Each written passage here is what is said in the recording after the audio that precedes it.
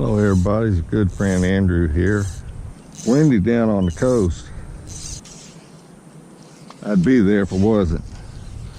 So I came to this lake here, and I mean, bass fishing isn't my favorite thing to do, but I do it once in a while. Look at there, I just had a hit. Just caught one actually. Look at there, isn't that cool? He's a little guy. Huh. Look at that. Now see, that's how you, oh, it's a brim. Huh. Dang, nice sized little brim too. That's how you fish popper, especially in freshwater. Just let it sit there, look at that. I didn't expect that, really. It's kind of cool. Well, let's do it again. I'm here fishing. Really hadn't expected to catch too much. Really, I usually don't when I bass fish. It's because I don't do it enough. You know, it's not that I don't know how. It's just that really to be successful, you got to be doing it and to be tuned into it. I do catch bass, so.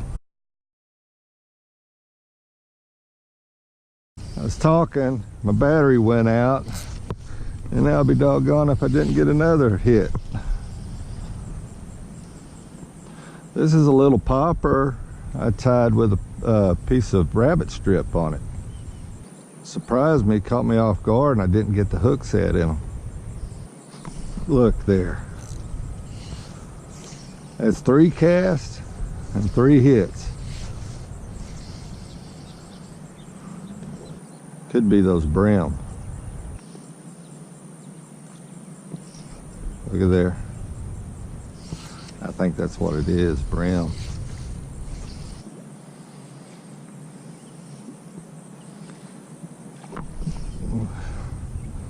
Other little perch, I guarantee you. They're hitting that rabbit tail. They love that rabbit tail, man. I guarantee you that's what it is. This is the best way to work a popper right here. Work it in and just let it sit. I've had them sit there a long time. In fact, I've cast it out and gotten a phone call and was talking a pretty good while I was just sitting there, and I'd get a hit. It's happened a lot too, actually. So I'd let it sit there usually until the ripple's clear. See, like right there, just let it sit there. I got a video of a good example of that. In fact, I got several videos of a good example of that. It was Paku in Thailand. Same way.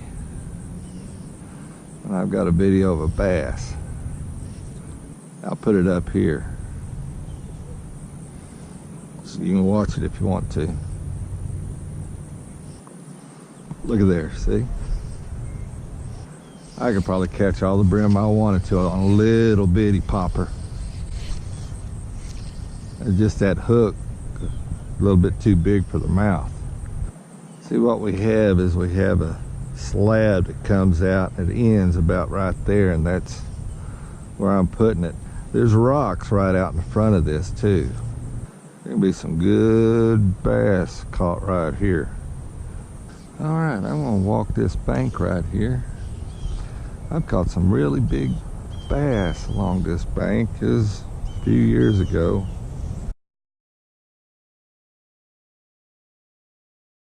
I used to fish this all the time. So you fish one spot a lot, you get tuned into it. And I think you do that unaware.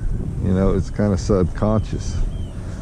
That hunter mentality kind of that God gave us. You tune into the environment and you actually kind of get a sense that you're not aware of. That's why sometimes you go fishing with somebody, takes you to their spot, you can be doing exactly what they're doing, pitching at the same place, they'll be catching more fish than you. Because there's just something they're tuned into. But anyway, I used to be tuned into this place. And even when I was tuned into it, you know, I mean, I had a lot of empty days, you know. But man, there are days I'd catch 3, 4, 5 big bass. 3, 4, 5 pounders.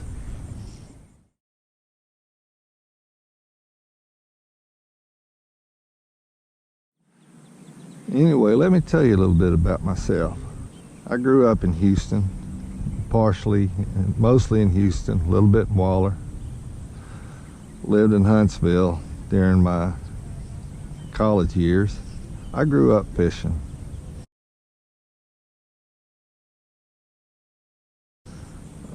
My dad used to go about every weekend, take me, and you know, I don't even remember when I started. I was so little.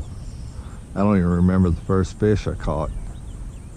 We had a boat, 14-foot boat with a 35 horsepower Johnson. That was like in the early 60s. My dad liked to crappie fish, so we did a lot of crappie fishing. Fishing my grandma and grandpa's stock pond.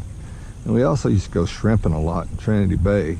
My dad would pull, I think it might have been a 20-foot shrimp trawl behind that boat, and we'd catch loads of shrimp. You know, I grew up doing that, and I just remember that was a lot of fun. We didn't do a whole lot of saltwater fishing though, but I remember when we went shrimping, I just loved being around that coast, just that salt water. During my junior high years, when I lived up in Waller, I used to bass fish a lot. I got pretty tapped off to those tanks up there.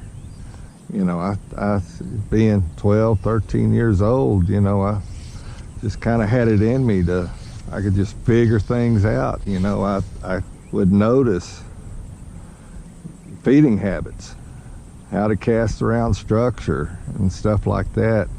Yeah, I used to tear those stock tanks up, man. But anyway, during my teenage years, I kind of got away from fishing, and into my early 20s, I was a bull rider. And I rode bulls. Went to rodeos a lot. You know, I wasn't the best in the world, but about the time I quit, I was getting good. I was getting to where I was riding some good ones.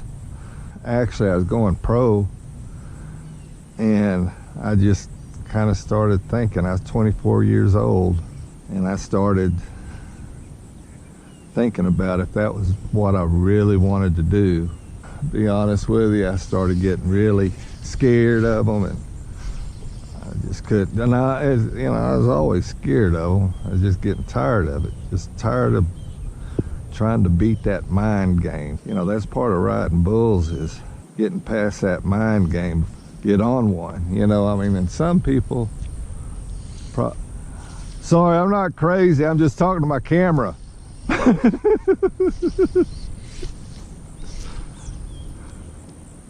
These people looking at me like, what, who's he talking to?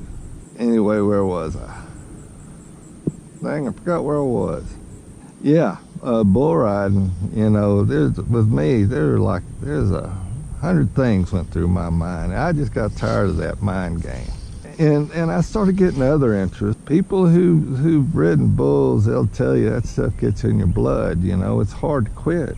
I quit, and I had to take up something else. So what I did was I took up surf fishing.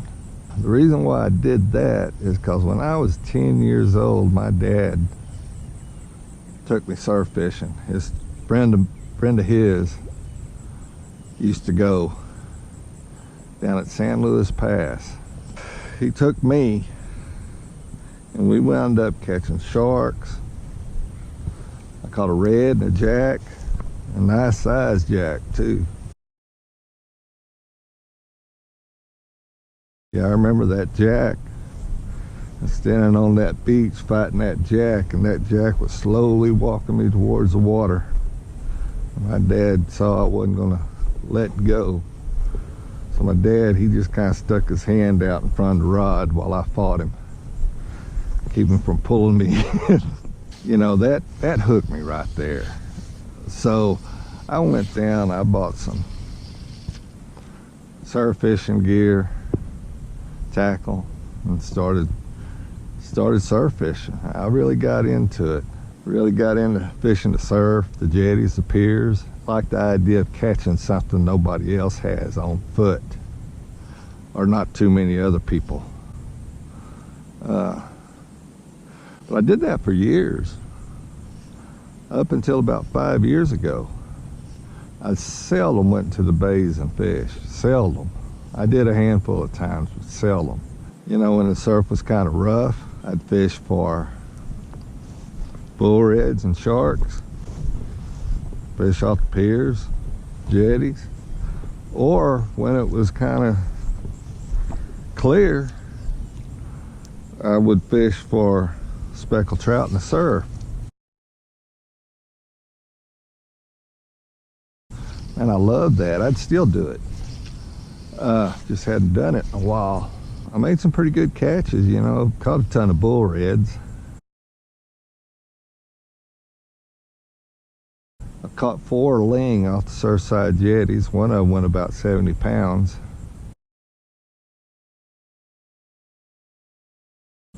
This is all over through the years. One day though, I caught 3 of them. That day I caught that 70 pounder. I caught one about 50 and one a little bit smaller after that. A few years later, I caught a smaller one out there. Also caught a few kingfish out there.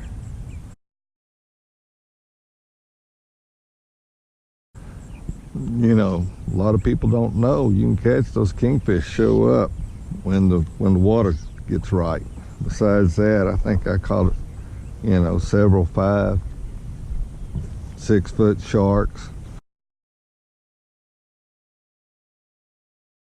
I never was really into the big bait shark fishing thing, paddling your kayak out. I dabbled with it, but I never really caught a real big shark. But anyway, I did catch a 6 foot tiger shark off of the Flagship Pier, which is the Pleasure Pier now. This is back in 87, 86, somewhere around in there.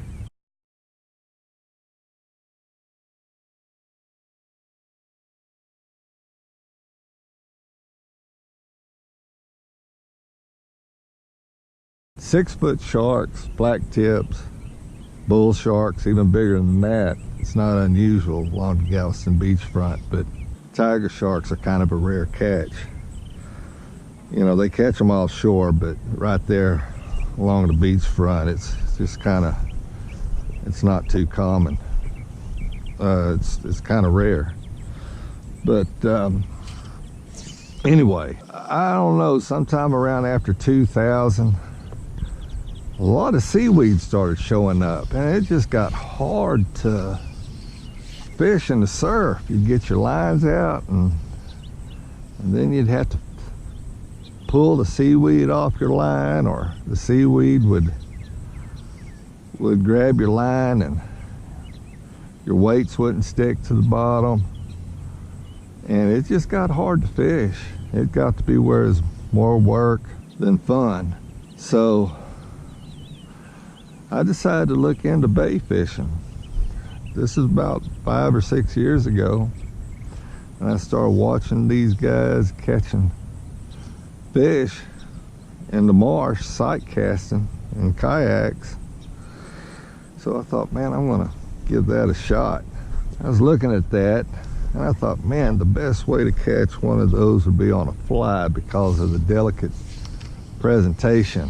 You know, shouldn't spook them. Spook your fish is easy.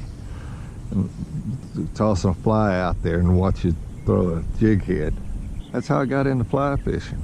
When I got into fly fishing, I knew I was going to get into it. It's something that I've always kind of been curious about,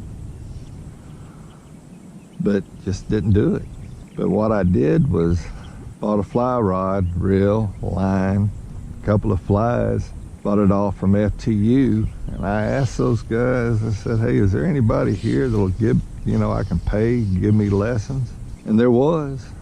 And this guy came, actually he met me out here at this lake and spent an hour with me. I paid him, spent an hour with me just to teach me how to cast. That's how I got started. Actually, I didn't practice cast. I just come out here and fish about 3 times a week, right here in this lake. Anyway, that's how I started. Well, thanks for listening to that.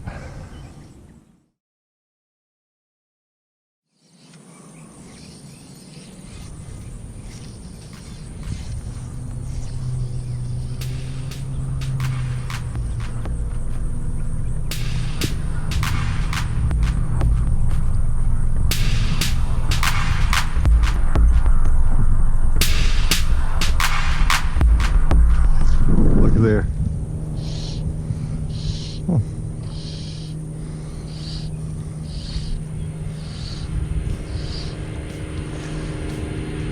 Little bass. Little boy.